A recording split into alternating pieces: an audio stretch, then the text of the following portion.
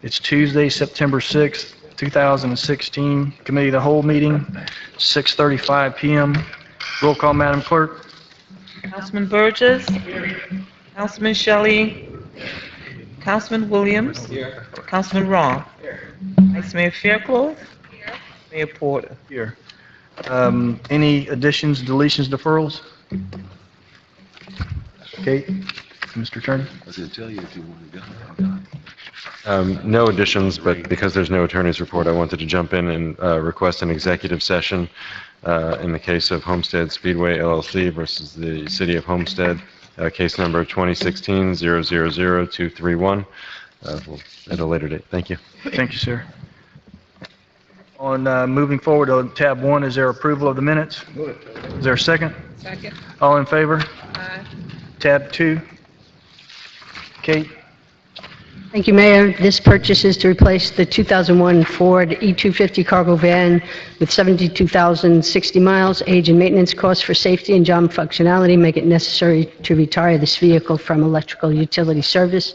Staff recommends that the Mayor and City Council approve the attached resolution authorizing the City Manager to purchase one 2016 Ford T150 Transit cargo van to be used by the electric utilities. Any questions from council on tab 2? Is there a motion on tab 2?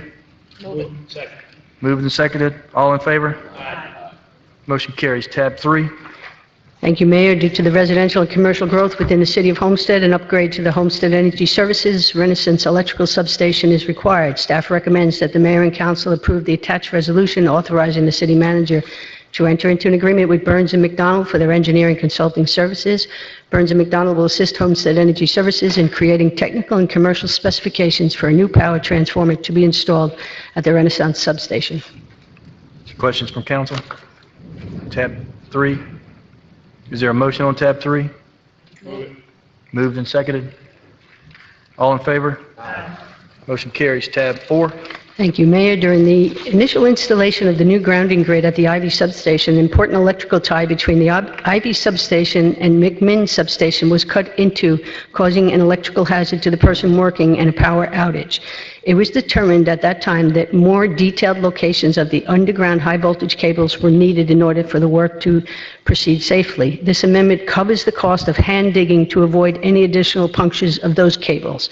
Staff recommends that the Mayor and Council approve the amendment of an existing purchase order with PowerServe Technologies, Inc. for an increase of $6,240. The current amount of the purchase order is $34,900, bringing the grand total to $41,140. Questions from council?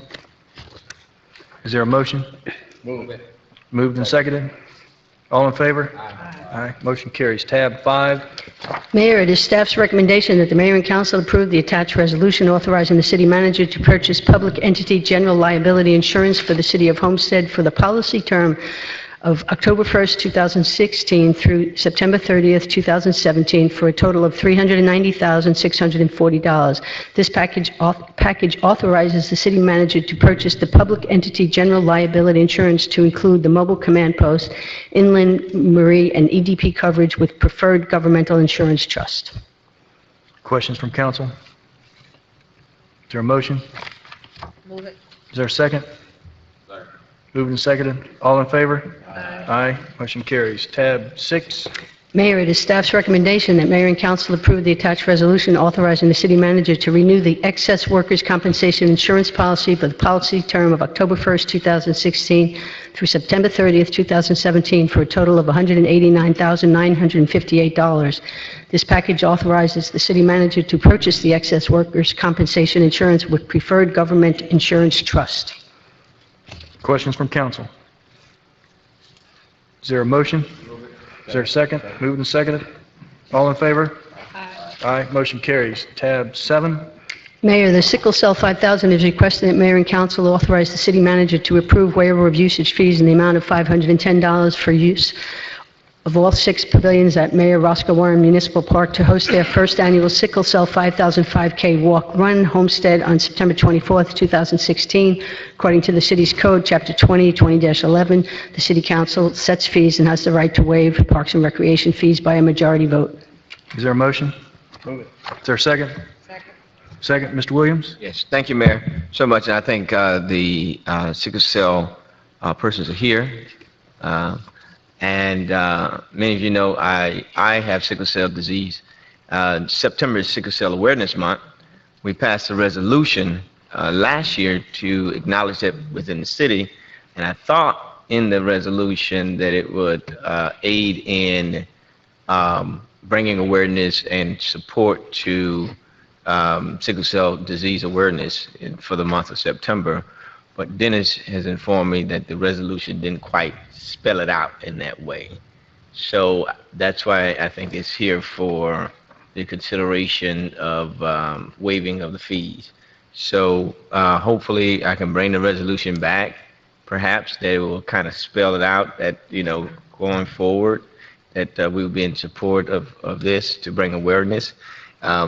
I don't know if the persons who are actually here want to come up and just explain a little bit about what it is so that my colleagues will feel comfortable with what we're trying to do to bring awareness. I think Ms. Braggs and will come.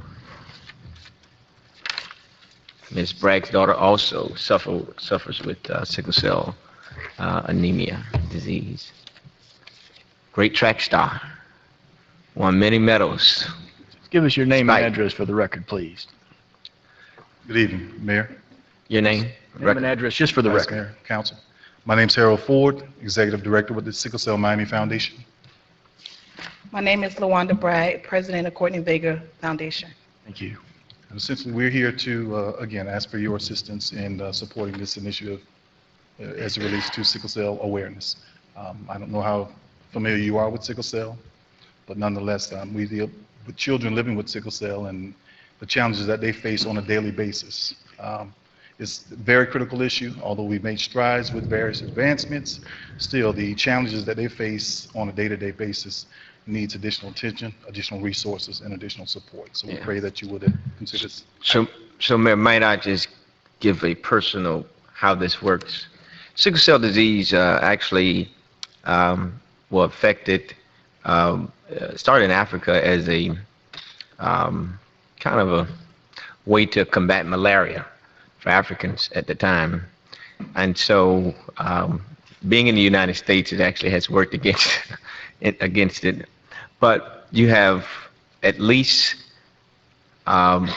persons like myself who suffer with it day to day. And it is a terrible terminal disease. It actually affects your red blood cells, which has less oxygen. So your red blood cells, normal for persons who don't have it, are, you know, oval shaped so they can go through smoothly. Our cells are shaped like half moons. So when it clogs up or there's not enough oxygen, then it creates a crisis anywhere in your body, where there can be a stroke, it can be severe chest syndrome, priapism, any joint pain, and it can happen at any time, anywhere, it doesn't matter. And so many persons are really affected by this. There's not enough awareness that goes on. So I think that hopefully my colleagues will support this and that we can move forward to bring the awareness to the disease. Thank you, Mayor.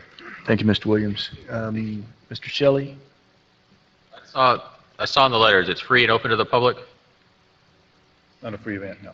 It's not free. The park will be available if someone from the general Yeah, public needs to. I think in trying to raise the awareness to help give donation to foundation, I think there is a particular sign up fee, I think is. Tell me about that. Would you expound on that? There's a registration fee, and it's based on age. Ages 6 and under, 5 and under is free. 6 to 11 is $10. 12 to 17 is $15. 18 and over is $25. And the purpose of the fees is open to the public to register. But as a parent, an educator, and an advocate, and my daughter living with the disease, there's not enough awareness south. Everything is, there's a lot of things offered north. So what we want to do is, with those funds, bring educational events to the city of Homestead so that the individuals that live in Homestead that can't travel or don't have means of transportation will be able to have resources that will help them. And it's very benefiting to know that you're not in it alone, and to be able to communicate with other families and other parents to get pointers on how to deal with your children with those diseases. As you know, I mean, I've always tried to keep my things in a box here. So, you know, the issue I have is renting the park space, but not having it open and free to the public. I'd be happy to put my monies toward it as far as my PR account to help pay to offset it. The other question I have, though, too, is if it's a council person's event, doesn't that usually result in no fees? So if Councilman Williams, there was a Councilman Williams in conjunction with event, doesn't that typically not require fees then? And that would eliminate the problem as well? You're on. Well, you were. Councilman Shelley, in the past, yes, if it's a councilman event, yes, we would do that. But it was brought up to me by Ms. Braggs that, you know, this was the event, and then that's what I did on the car item. Okay. Okay, no problem. Thank you. It was a scribblers error. But it is a Councilman Williams event? Yes, it is. Okay, so then there's no fee, it's no issue, right? We're done? No issue. Thank you. Mr. Burgess. Thank you, Mayor. Dennis, can we just make sure that we get signage out there as soon as possible that those pavilions will be taken, so somebody's not planning little Johnny's birthday party for that day out there and then show up and there's not an ability for them to use a pavilion like they might be expecting? Councilman Burgess, what we did was we blocked for that day, no rentals at all. Yeah, but I'm just, put a sign up there somehow so that the general public knows too, not just to show up with expectations of being able to sit underneath the shade or use one for whatever they may be, is all I would request ahead of time. Yes, sir, we will put out signs, sir. Anything else, sir? Thank you. No, now that Jimmy's taking full responsibility, we're good. Ms. Vice Mayor? Yes, thank you, Mayor, and thank you for hosting this event and allowing the city of Homestead to be the backdrop for something that I feel needs more airtime. And thank you, Councilman Williams, for supporting this endeavor. Now that it appears as if the fees will be waived as it relates to registration, will any family or child be turned away because of an inability to pay? No. Okay. No one will be turned away. And also, we understand it is a public park, and if families want to come out, even to get awareness, because it will be other individuals out there, they can come, and they're welcome to take part in the event. What does the registration fee include? The registration fee includes the walk. There will be water stations, and there will be fruit snacks given out to the participants as well. Will they get T-shirts as well? We're working on the T-shirts also. Okay. If you have any children that would like to walk and their parents can't afford it, let me know so that we make sure that we cover them. Okay? Thank you. Thank you. Thank you, Vice Mayor. Mr. Roth and Mr. Williams. Thank you. Yeah, I'm all for this as well. But I think part of that event is free. It's just the walk part that's not free. So people can come, families can come, they can pick up the awareness packages and find out how they can support the sickle cell cause and all that stuff. And I want to thank Councilman Williams here. If it wasn't for him, I wouldn't know that much about sickle cell as well. And to see some of the stuff that he suffers with and goes through on a day-to-day basis, it encourages me to help others with this disease. So if I can do anything for you guys for this event, please reach out and I'll be happy to help you. Thank you, sir. Mr. Williams. Thank you, and let me thank Sickle Cell Foundation and Sister Bragg for spearheading this, and to all of my esteemed colleagues for supporting this. You don't know, they call it the silent killer, because you just don't, I look fine today, right now, and I can look fine tomorrow, but I'm in pain. Every day, there's not a day that goes by that I'm not in some kind of pain. Even the coldness in this room affects my body. And so if you see me get up and walk around, it's because I can't take the coldness in here. And so even the cold weather, the weather change affects things that we have to deal with that maybe others take for granted. And so, it's affected by all genders and all nationalities. I mean, there's no escape from it. So I really, really, really appreciate you all support on this. Thank you. Thank you, sir. And also, if you could contact the mayor's office tomorrow and let us know what we can do, I'd like to do as the vice mayor has suggested. If you have a shortfall and you have some children that might want to participate but can't necessarily afford, let me know so maybe we can help put some resource there to help you out. So I just don't have the numbers right now, but I'd love to be able to help somehow. Thank you so much. Thank you. So we don't need to waive this fee because it's going to be taken care of. And if you just want to contact, let us know what additional we can help for. Okay? Thank you. Thank you. Thank you. Thank you, Mr. Williams, very much. Going to tab 8. Kate?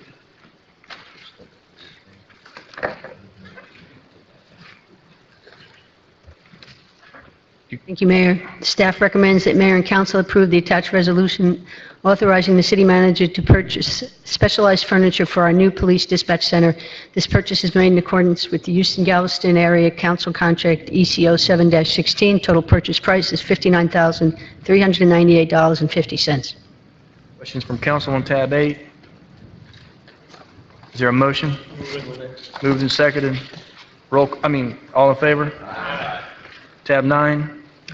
Mayor, staff recommends that Mayor and Council approve the attached resolution authorizing the city manager to purchase multi-band radios for the Homestead Police Department from Cooper General Corporation. This purchase is made in accordance with the School Board of Miami-Dade County ITB 15-026-CV contract in Miami-Dade County 6640-8/18-6 contract. The total purchase price is $82,316.45. Questions from council?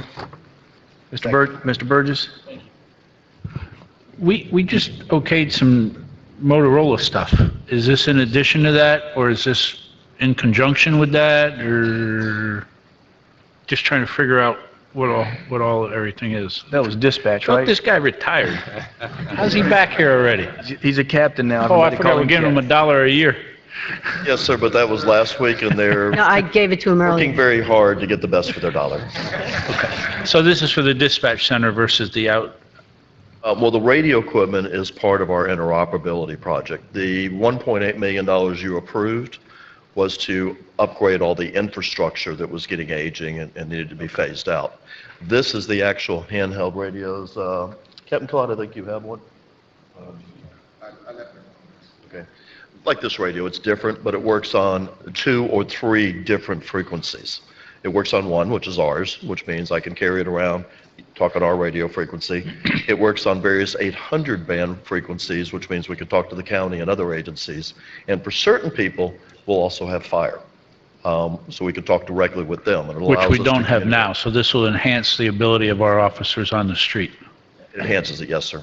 Okay, I just wanted clarification there. Thank you. It's actually a third piece to all this. Yeah, this is only 25 radios to start. Thank you. Thank you, Captain Bell.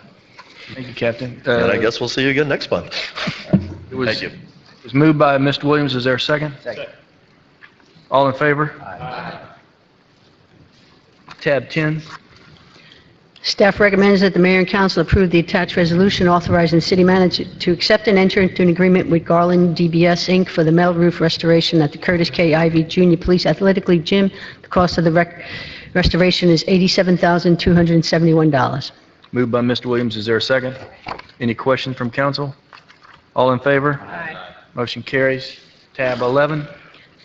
Mayor, analytical laboratory testing is required daily, weekly, monthly, quarterly, and annually to keep the city's water, wastewater treatment facilities within the requirements of the Department of Environmental Protection. Staff requests mayor and council adopt the resolution authorizing the city manager to accept and enter into an agreement with Florida Spectrum Environmental Services for sampling and water testing in accordance with Collier County Contract Award Analytical Laboratory Services. Questions from council? Is there a motion? Is there a second? These are the people that actually test the water that we send them? I'm sorry, may I say again? These are the people that actually test the water that we send them out of? That's correct, correct? That's good. That's good. Just a question. All in favor? Motion carries. Tab 12. Mayor, at the August 24th, 2016 council meeting, council requested the public comments be moved to before the manager's report. This is a motion to approve the resolution amending council meeting procedures by moving public comment before the manager's report. Is there a second? Questions? All in favor? Oh, Mr. Roth, Mr. Roth? In previous years, before this item was moved to the beginning of the meeting, and somebody from here may know or may not remember this, but prior to public comment, it was required that the person who wanted to make public comment came to City Hall, registered or signed up for a form 2 days prior to the meeting, and actually gave their name, address, and topic they wish to discuss. Now, I haven't been able to verify that, but does anybody remember that? When I served years ago, and from 97 to 2007, public comments were in the rear of the meeting. There was nothing like that I recall. Only until just recently did we decide that to make it more professional, I think the Vice Mayor brought forth the request that we have non-agended items that just public comments come up and fill out a card so that we could keep control of them.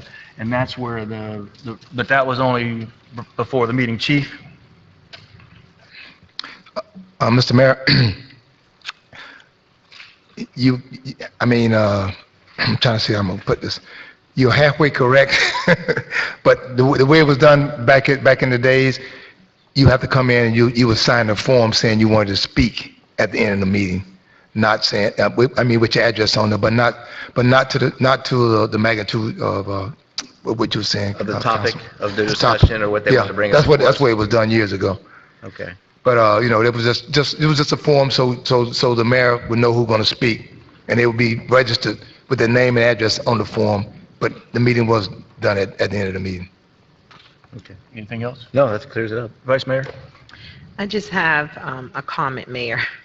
When it comes to our residents or business individuals wanting to speak, we really need to stick to, if they're not here 30 minutes prior to the meeting and the city clerk doesn't have their form, that we not allow them to speak. You're so kind. And sometimes, out of the goodness of your heart, you will allow them to speak. But we have this policy, let's stick to it. If they're not here 30 minutes prior, and that is extremely reasonable because the county, you have to be there by 12 noon and then come back later to speak. So we're being very flexible. So if you're not here 30 minutes prior, you cannot speak. Well, So let's kind of stick to that. what we need to do then is the clerk needs to have ability to time them in. So when someone's going to have to be able to man the area where the people sign in so that it has a timestamp on it, because they're continuously walking in. Last meeting, I gave 2 people the opportunity to speak under my business at the end of the meeting because obviously you're correct. We've been leading it because we're trying to establish a protocol and a policy that reflects this new building that we're in. So, but from the point that we need to have some sort of a timetable on these sign-in sheets. So if you could institute some sort of a process at 6:30, even if they sign it, if it's 6:35, then I know as mayor or whoever's manning the comment cards knows that this person has obviously not been here in time to speak under public comments. And that's the only fair way for us to be able to manage it, because these cards just keep coming. And so from the clerk's position, we need to be able to time them in, and then that'll solve the concern that we have about, too much leniency. So good comment, good call. We'll leave it under the clerk to time these cards in. Mr. Roth? That just goes to say that they could come 2 days prior to the event or to that meeting and register ahead of time. They don't necessarily have to be here 30 minutes. They can register in advance and then come and speak Absolutely. I just think at that meeting later in life. So. Right. I think what the vice mayor is suggesting is, people are coming in at right. 6:45 and they're signing part. In and then walking in. So and that's disadvantage to the people that have played by the rules, so to speak. Right. So they do have the ability to come in on Monday. Yes. 2 days prior to the meeting and register and not have to be here 30 minutes prior to the meeting, and then come and speak that night. Correct. And at the same time, the items that are for discussion and have public comment sections allowed under the quasi judicial, they're allowed to come up anyway. They don't have to necessarily have a card for that. Correct me if I'm right, the attorney is gone. No. Oh. I'm sorry? The 30-minute requirement is for the public comment section for business that is not on the agenda. Not on the agenda. When you open things up for public comment, anyone can get up and speak. Exactly. So I guess the point is, if someone has there's an item on the agenda that they want to speak in reference to, they don't need to come in 3 days in advance. Right. But anything that's non-agended, where the public wants to reference or come in and talk to, we need to have a comment card before a certain time frame, and that could be a week before, a day before, but it's got to be 30 minutes before. Okay. Correct? Yeah. So that's just so it's clear, they don't have to be here 30 minutes, they can do it in advance. Way in advance. Okay. Okay. Was there a motion? Yes. And there was a second? Yes. All in favor? Motion carries. What, did you say something, Steve? Okay. Is there a motion to adjourn? Motion. Is there a second? All in favor? Meeting adjourned. Thank you, everyone.